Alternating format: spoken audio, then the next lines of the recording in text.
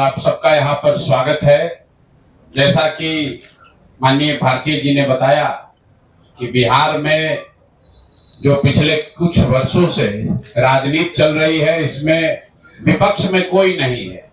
दो दल सत्ता में होता है और तीसरा दल जो है वो वेटिंग में रहता है कि हमारा नंबर कब आएगा, नीतीश जी का कब मिजाज पलटेगा और पलटकर हमको सत्ता में भागीदार बना लेंगे। इसी के नजरिए से मुझे लगता है और जनसुराज के लोगों को लगता है कि हम लोगों को अपना दल बनाने, समाज में जनसुराज की परिकल्पना और विचार को पहुंचाने के साथ साथ जो विपक्ष की भूमिका है, जनता से जुड़े हुए मुद्दे हैं, उसको भी बहुत मजबूती से उठाने की अब जरूरत है।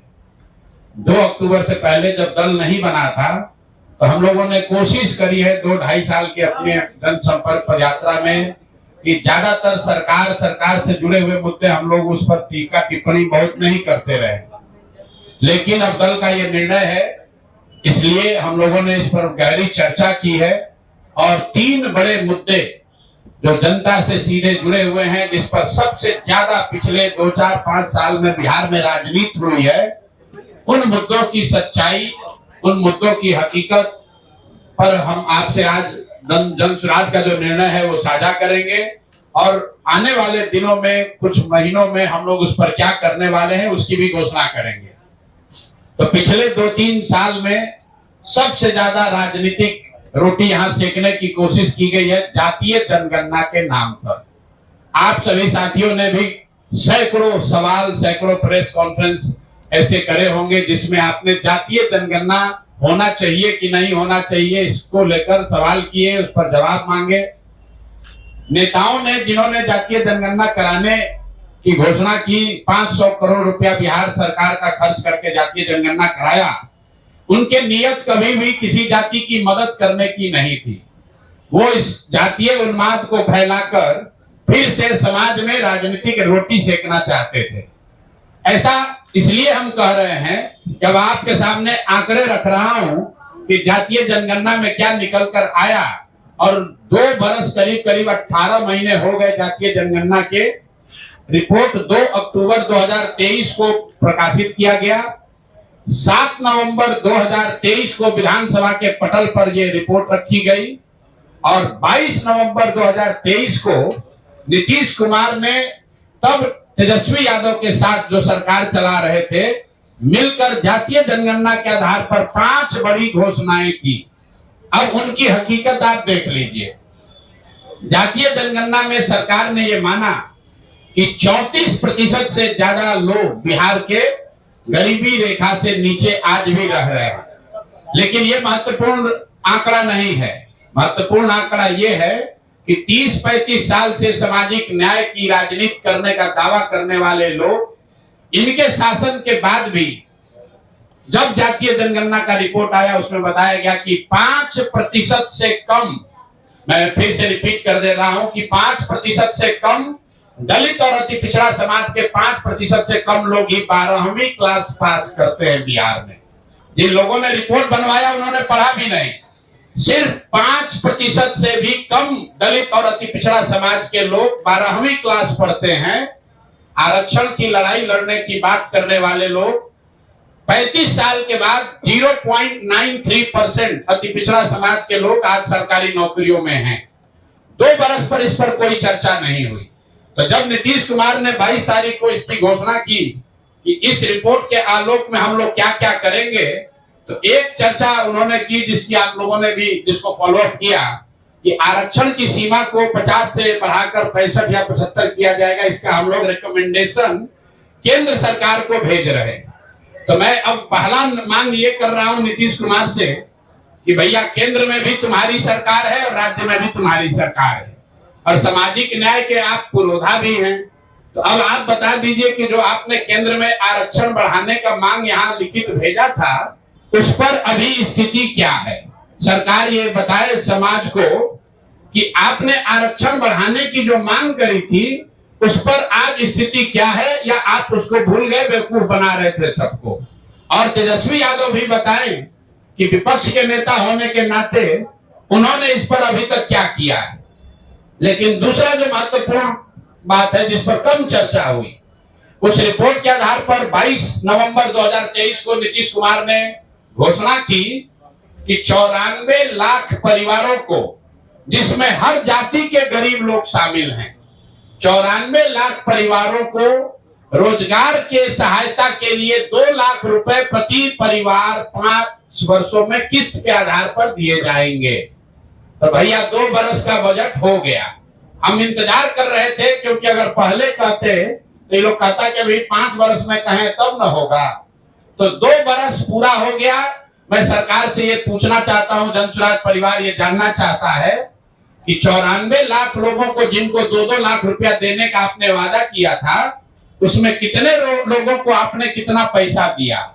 और अगर नहीं दिया तो मान लीजिए कि जैसे आपके मोदी जी, आपके जो आजकल जिनके आप लाडले मुख्यमंत्री हैं, मोदी जी ने जैसे 15 लाख रुपया सबको देंगे का जुमला फेंका था, आप भी ये मानिए कि आपने भी ये बिहार के लोगों को जुमला दिया था कि 94 लाख परिवारों को, और इसमें सिर्फ किसी जाति विशेष के लोग नहीं हैं, विधानसभा के पटल पर। और आपको मैं कह रहा हूं, 22 नवंबर का नीतीश कुमार का ट्वीट देख लीजिए, उनके ऑफिशियल हैंडल से ये ट्वीट किया गया है कि 94 लाख गरीब परिवारों को 2 लाख रुपया की राशि दी जाएगी। अभी तक एक परिवार को 1 रुपया भी नहीं दिया गया है।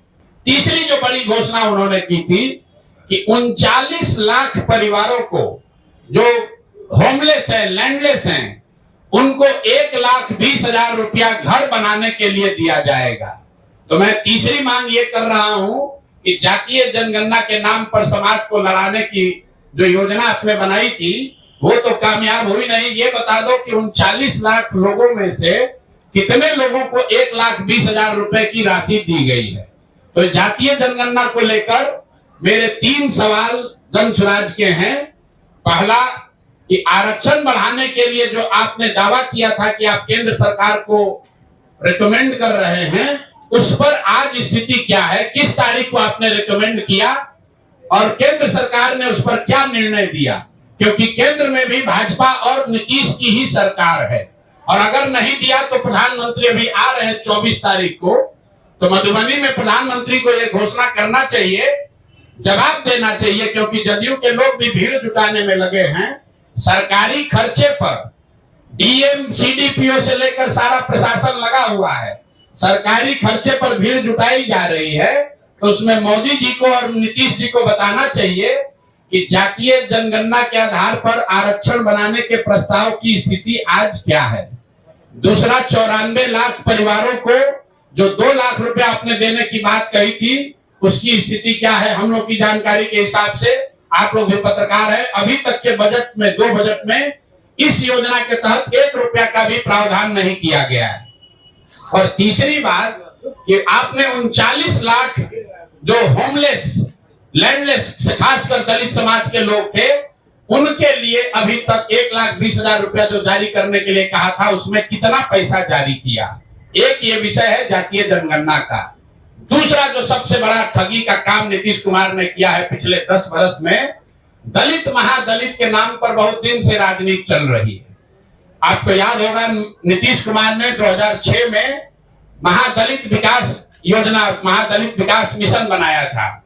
उस मिशन में एक बड़ा वादा ये किया गया था कि दलित समाज के जितने लैंडलेस, होमलेस लोग हैं, उनको 3 डिसमिल जमीन, 1306.8 स्क्वायर फीट जमीन घर बनाने के लिए दिया जाएगा। ये वादा नीतीश कुमार ने महादलित मिशन के नाम पर 2008-06 में किया था।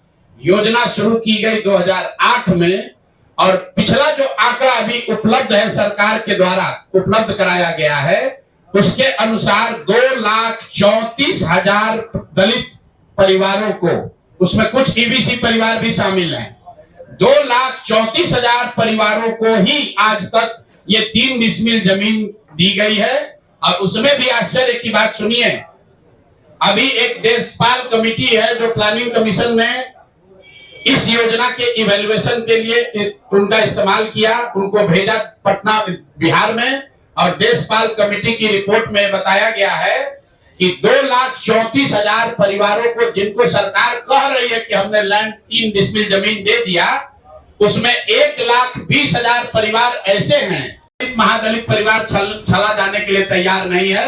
अगर 1,20,000 से कम परिवारों को ही 3 डिसमिल जमीन मिली है तो 48 लाख से ज्यादा परिवारों को 3 डिसमिल जमीन कब मिलेगी। और इसमें यह भी बता दूं कि अभी सरकार के आंकड़ों के हिसाब से करीब 25 लाख एकड़ जमीन, जिसमें सीलिंग के नाम पर जब्त की हुई करीब 11.5 लाख एकड़ जमीन और बिनोवा आंदोलन, भूदान आंदोलन में मिली हुई 7 लाख एकड़ जमीन, जिसका कोई हिसाब नहीं है कि ये जमीन किसके पास है, किसको दिया गया है। 25 लाख एकड़ जमीन जो सरकारी रिकॉर्ड के हिसाब से उपलब्ध है गरीबों को बांटे जाने के लिए, किसी से लेना छीनना नहीं है। किसी के पास रिकॉर्ड नहीं है कि उस जमीन का 6.8 लाख एकड़ जमीन जो बिनोवा भावे के प्रयास से भूदान आंदोलन में लिया गया, वो किसको दिया गया, किसको बांटा गया, किसी को मालूम नहीं है। करीब 12 लाख एकड़ जमीन यहाँ सीलिंग के नाम पर जब्त किया गया या सीलिंग के नाम पर लिया गया, वो जमीन किसको मिली वो भी किसी को पता नहीं है। तो हम लोग की दूसरी मांग ये है कि ये 3 डिसमिल जमीन जो 50 लाख परिवारों को, दलित और महादलित परिवार को आपको देना था, ये कब तक पूरा करोगे ये बताओ। और तीसरी ये बात है कि भूमि सर्वे के नाम पर ये जो नया उद्योग तुमने शुरू किया है और अफसरों के जरिए महीनों में करोड़ों रुपया की सरकार उगाही कर रही है, इसको तुरंत बंद कीजिए। नहीं बंद कीजिएगा तो बिहार के हर परिवार में झगड़ा होगा और भ्रष्टाचार बढ़ेगा। नई सरकार को आने दीजिए, नई सरकार आएगी, वो नए तरीके से अन्य राज्यों के अनुभव के आधार पर बिहार में कैसे इस काम को बड़ी बेहतर तरीके से किया जा सकता है वो करेगी। तो यही 3 मांग है। 94 लाख परिवारों को 2 लाख रुपया कब दोगे ये बताओ। 50 लाख महादलित परिवारों को 3 डिसमिल जमीन कब मिलेगा ये बताओ। और भूमि सुधार कब रोक रहे हो, ये पैसा अपना वसूलने का धंधा कब बंद कर रहे हो ये बताओ। ये तीनों मांग लेकर आपके सामने आज हम लोग आए हैं। 1 महीना का सरकार को समय दे रहे हैं, सरकार को 1 महीना का समय दे रहे हैं। 11 मई से बिहार के हर गांव में 40,000 से ज्यादा रेवेन्यू गांव में जन सुराज वहां बैठक करेगी और लोगों से इन 3 मुद्दे पर उनसे वार्ता करके इस विषयों पर सिग्नेचर कैंपेन, हस्ताक्षर अभियान शुरू करेंगे।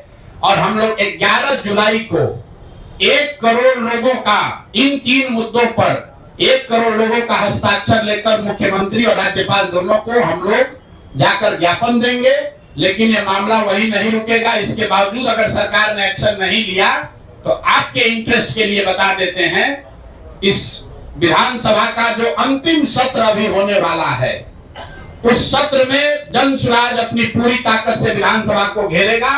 क्योंकि विधानसभा में बैठे हुए चाहे ये भाजपाई हैं या राजद वाले हैं, नीतीश कुमार तो है ही दोषी, ये तीनों लोग ये विधानसभा में बैठकर जनता को और आगे बेवकूफ न बना पाए, इसके लिए हम लोग विधानसभा का जब सत्र शुरू होगा तो इन विधानसभा का हम लोग घेराव करेंगे, प्रदर्शन करेंगे, वहीं धरने पर बैठेंगे। इसी बात की घोषणा के लिए आज आपसे मुखातिब है। बहुत बहुत धन्यवाद।